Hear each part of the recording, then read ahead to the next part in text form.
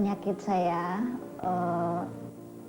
sudah hampir 10 tahun ya, kurang lebih menderita vertigo. Itu sudah ketergantungan sekali dengan obat. Saya melihat salah satu tayangan di televisi JAK TV, itu ada pengobatan alternatif. Pada saat itu saya benar-benar tertarik ya, karena memang tidak menggunakan media apapun ya, apakah itu ramuan atau mungkin alat-alat yang dipakai gitu. Yang lebih tertarik lagi buat saya itu yang disarankan oleh Ustadz Sony itu hanya dengan doa. Pada saat pertama kali saya diterapi itu sudah saya rasakan sekali, karena apa? Di samping vertigo yang saya rasakan, saya sempat tidak bisa tidur selama kurang lebih 8 hari. Nah, pada saat itu keluhan itu saya utarakan kepada Ustadz Sony. Alhamdulillah di awal terapi yang pertama itu sudah saya dapatkan manfaatnya ya.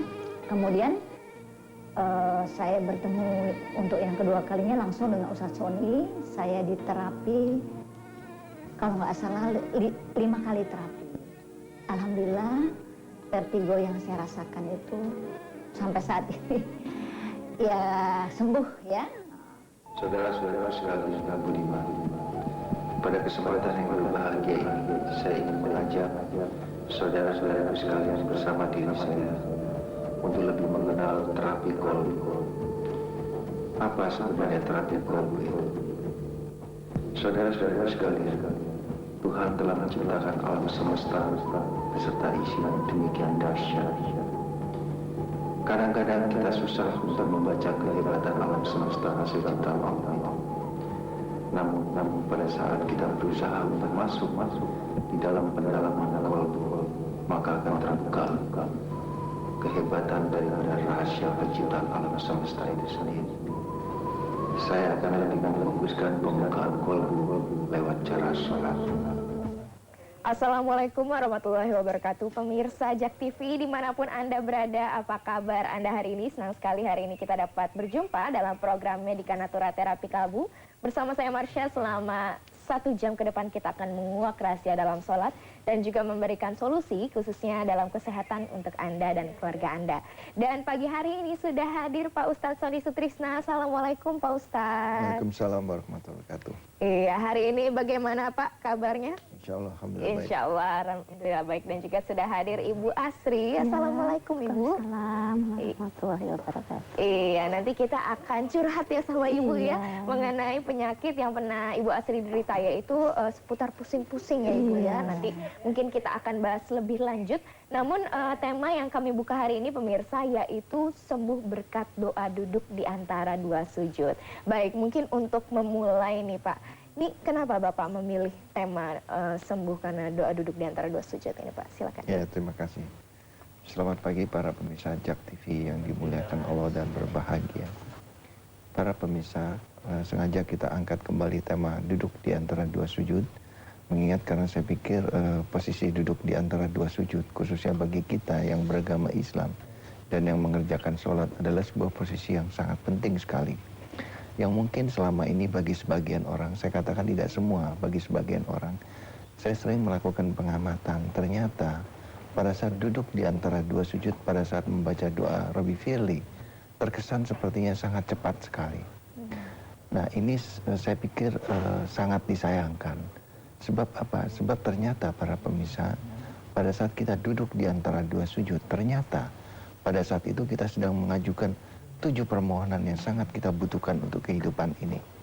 Yaitu di sana ada kita minta diampuni, kita minta dikasihani, kita minta ditutupi segala kekurangan, kita minta ditunjukkan jalan yang lurus, kita minta ditinggikan derajat, kita minta diberikan kesehatan, keselamatan, kita minta ditambahkan ilmu dan cahaya.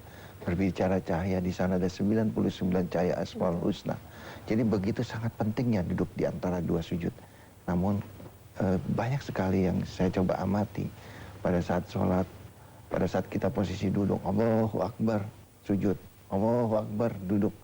Nah pada saat baca Rabbi Firli, kadang-kadang bacaan Rabbi Firli belum selesai saja sudah Allahu Akbar, Sujud ya. sujud kembali. Saya pikir ini sangat disayangkan. Kenapa?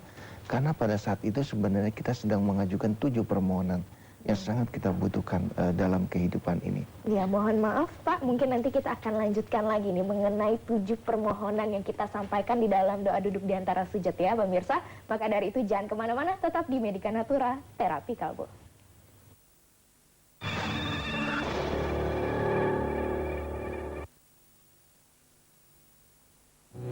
Lihatlah kawan, bulan masih bersinar, terangi malam, hidup terus berjalan.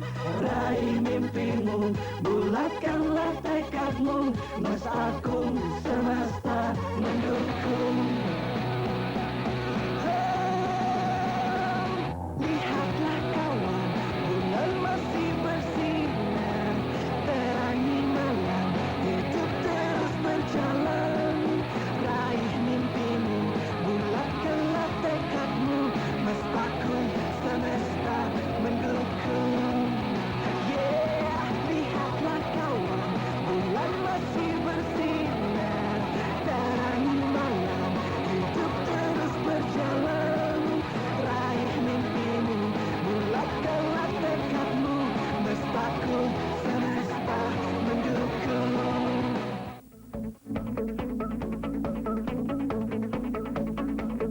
Kami sudah sampai Kota Bogor. Iya Pak. Rahwana. Rahwana. Ya, cantik ya. Oh, banyak banget. Aku udah gak sabar pengen nyobain makanan yang ada. Kayak pecel Madiun ini udah lengkap sayuran semuanya. Gue cepetan dong, Brit.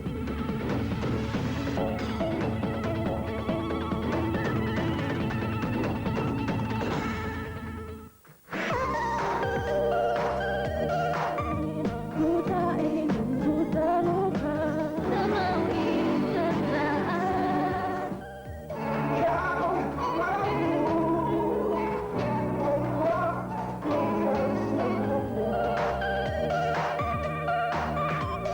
Tetap di Ganas Musik bareng Patra. Sama Revin.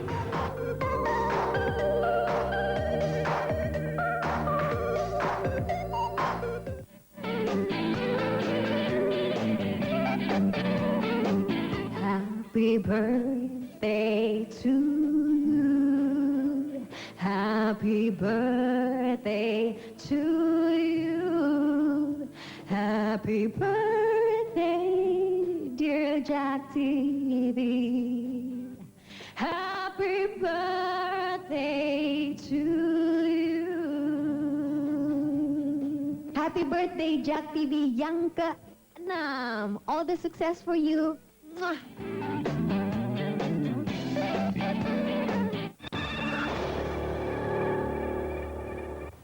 Iya, kembali lagi dalam program Medika Natura Terapi Kalbu. Dan pemirsa, bagi Anda yang ingin berkonsultasi langsung di sini, silakan saja hubungi 021-5155-111.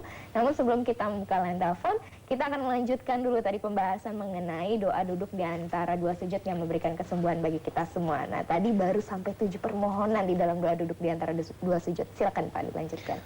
Ya, para pemirsa Jak TV yang berbahagia, Allah di dalam kitab suci mengingatkan kepada kita bahwa akan dipenuhi neraka jahanamnya dari golongan jin dan manusia, karena mereka memiliki hati tapi tidak pernah mereka gunakan untuk memahami. Nah, di sini kita mesti hati-hati dengan peringatan Allah ini. Sebab apa? Sebab banyak di antara kita saya pikir perlu untuk mulai memikirkan ayat ini. Sebab begini para pemirsa, Allah di dalam kitab suci Al-Quran juga mengingatkan lagi bahwa bahkan cenderung melarang, jangan kamu mengerjakan sholat sementara kamu dalam keadaan mabok hingga kamu mengerti dan memahami apa yang kamu ucapkan di dalam sholatmu itu. Nah, di sini ada kata-kata memahami. Nah, tadi juga di ayat yang pertama juga Allah mengingatkan akan dipenuhi neraka jahanam dari golongan jin dan manusia. Mereka memiliki hati tapi tidak pernah mereka gunakan untuk memahami. Nah, di sini artinya apa? Artinya penting bagi sebuah hati untuk bisa memahami. Para pemirsa Jak TV, Sering sekali pada saat kita sholat, alangkah sayangnya kalau kita sholat, kita tidak mengerti dan tidak memahami apa yang kita ucapkan di dalam sholat kita. Sehingga akan sulit bagi kita, hati kita untuk bisa memahami apa yang kita ucapkan di dalam sholat tersebut. Karena itu berdasarkan pengalaman yang saya alami, biasanya saya coba untuk menuntun hati itu seperti menuntun bayi. Jadi bayi tidak bisa langsung bangun suruh berlari, tapi mesti dituntun pelan-pelan. Nah, bagaimana caranya? Misalkan pada saat kita membaca Al-Fatihah saja, Bismillahirrohmanirrohim, mulut sudah berbicara, tapi ingat, hati belum memahami. Karena itu jangan pindah dulu mulut.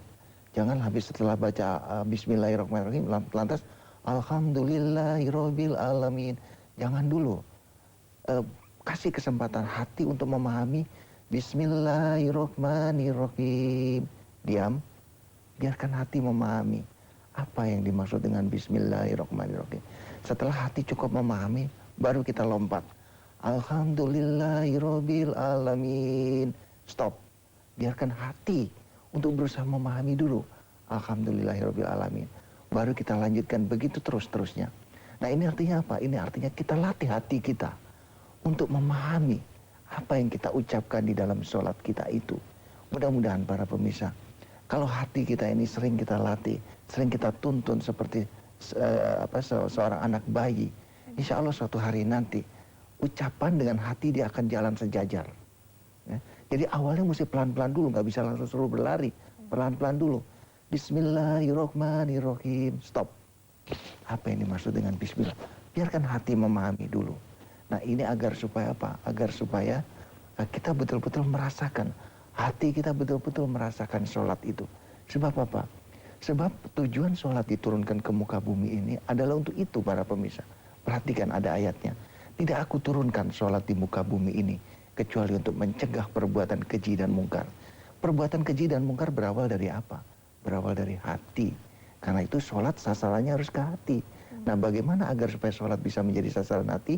Kasih kesempatan hati untuk memahami setiap kata-kata yang kita ucapkan di dalam sholat kita. Insya Allah, pada saat duduk di antara dua sujud khususnya, apabila hati kita telah memahami, maka hati itu yang akan berdoa nanti kepada Allah untuk meminta 7 permohonan yang insya Allah sangat kita butuhkan bagi kehidupan kita ini. Amin, amin, ya Rabbal. Amin, ya Rabbal Alamin. Baik, penjelasan yang sangat jelas sekali ya. Ibu juga senang sekali ya kita mendengarkan pagi hari ini ya. Dan pemirsa, sekali lagi Marsha mengundang Anda apabila Anda ingin menghubungi langsung di sini, silakan saja langsung angka telepon Anda di 0215155111. Atau jika Anda ingin datang langsung nih ke terapi kalbu, di mana Anda mendapatkan pengobatan alternatif yang tanpa menggunakan obat-obatan, jamu-jamuan, dan mungkin sulap atau magic seperti itu ya, sihir apa segala macam, silakan saja langsung catat alamatnya di Jalan Utan Kayu Raya nomor 24 Jakarta Timur dengan nomor teleponnya di 021-858-2029 atau di 021-850-413. Dan mungkin memulai nih curhat kita hari ini ya dengan Ibu Asri di sini. Nah, Ibu mungkin bisa diceritakan awalnya nih suka pusing-pusing nih dari kapan nih, Ibu? Gini Mbak ya, sebetulnya saya merasakan pusing itu udah lama Mbak. Terus akhir-akhir ini kok sering pusing aja begitu. Nah, itu kondisinya berbilangan bulan atau tahun malahan, Ibu? Akhir-akhir ini enggak Mbak, hanya kalau ini sering aja. Kalau kita capek atau kurang istirahat, langsung pusing, terus muter Mbak itu kepala. Ada rasa berputar juga ya Iya. Ibu ya. Nah, itu pusingnya itu terjadinya mungkin kadang-kadang kan ada yang di sebelah kanan, ada yang sebelah kiri. Ini yang ada sering kemarin sebelah